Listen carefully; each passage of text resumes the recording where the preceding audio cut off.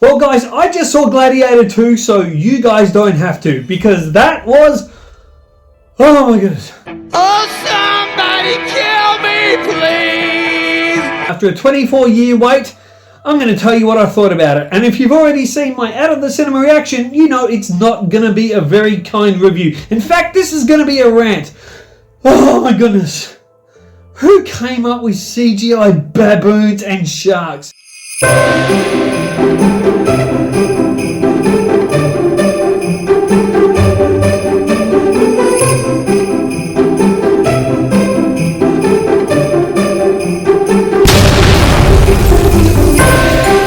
It's showtime.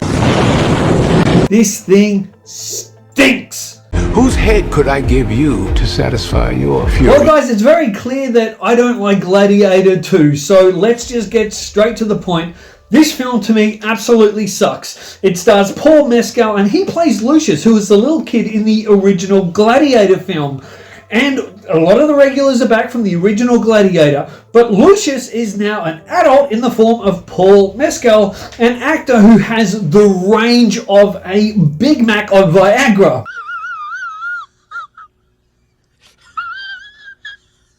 At the beginning of the film, we see the Big Mac on Viagra with his wife, and there's no build-up of love or romance or passion with them, but as an audience member, we're expected to feel bad for him and sorry for her when she gets killed. So she gets killed off, and it's not a spoiler because it's in the trailers, guys, and I won't give spoilers because all of this is in the trailers anyway. So she gets killed, he gets captured, and this is the story of the film, and he ends up in the Colosseum. This is literally almost a play-for-play from the original Gladiator. And through this film, we see images and visions and even footage of Russell Crowe from the original film put in here. It is so overburdened by the fact that it's not the original Gladiator, and it wants to be the original Gladiator, and it weighs itself down. Now, apparently Nick Cave came up with a story and wrote a screenplay for Gladiator 2 that Steven Spielberg told Ridley Scott to reject with good authority as well, because Nick Cave had Russell Crowe's Maximus chasing down Jesus Christ in an afterlife or something, or he gets resurrected, he goes after Jesus to kill Jesus, and on behalf of the Roman Empire, and if he does that, then he was going to get his life back or something like that. Now, that was scrapped, but that almost would have been better than this mess. Now, I'm going to be honest, guys, within the opening 15-20 minutes, I knew this film was dead and buried. It opens with a fantastic action scene, but the first time we see Paul Mescal's Lucius, he is fighting CGI baboons. You serious, Clark?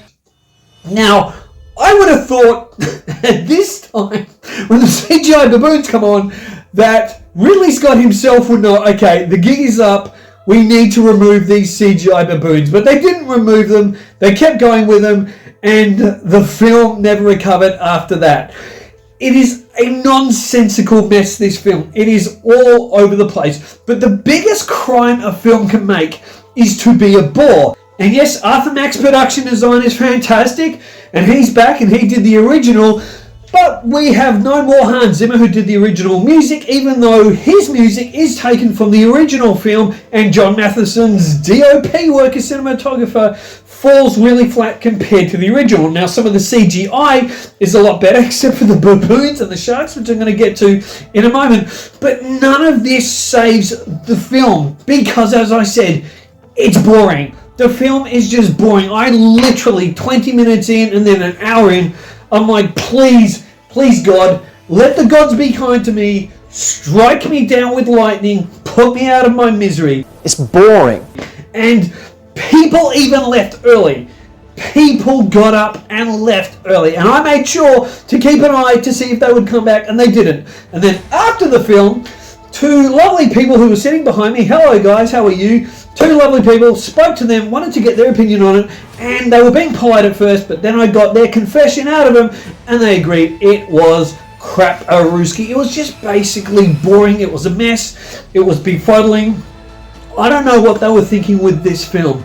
Nothing worked. Now, as far as Paul Mescal, look, He's no Russell Crowe, and he literally is one note throughout the film. But I kind of feel sorry for him because the script is very limited, and it expects us to care about his character and care about the loss of his wife. Yet, after she's dead, the Roman soldiers kind of pull at him. They don't even need to pull away at him as he's at her dead body in the water. He kind of just willingly goes with them anyway. And next scene, he's fine. It's like, oh no, there was no loss. So we're supposed to care that he's lost his wife, but on screen he physically doesn't care that he's lost his wife. So the audience isn't going to buy that. And from that point, apart from the CGI baboons, I was just lost. I was over the film from that point of view. So the rest was just a complete drag. Now, Gladiator 2 was my most anticipated film of the year. So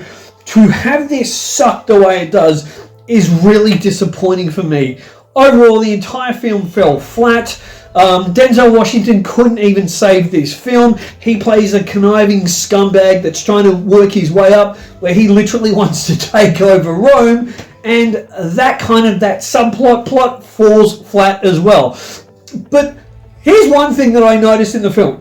We're in a scene with the human Big Mac's Lucius, and he's talking to this guy, and suddenly it cuts to the next scene without any build-up, and suddenly the Colosseum is filled with water. It's filled with water, and I tell you what, the Romans should stop doing their archery stuff. They should become professional pool cleaners. Hey, everybody out! Because a day later, all the water is gone, and none of the dirt is mud. It is just all clean, beautiful, pristine sand again. They should be professional pool cleaners instead of Roman centurions, because they must have gone in and done a hell of a cleanup job. Wash! But this is the film. It is a mess. It is kind of edited badly, and it doesn't make sense. You have the water, you have the sharks. I'm telling you, a year later, you'd still be in mud. But hey, this is the film.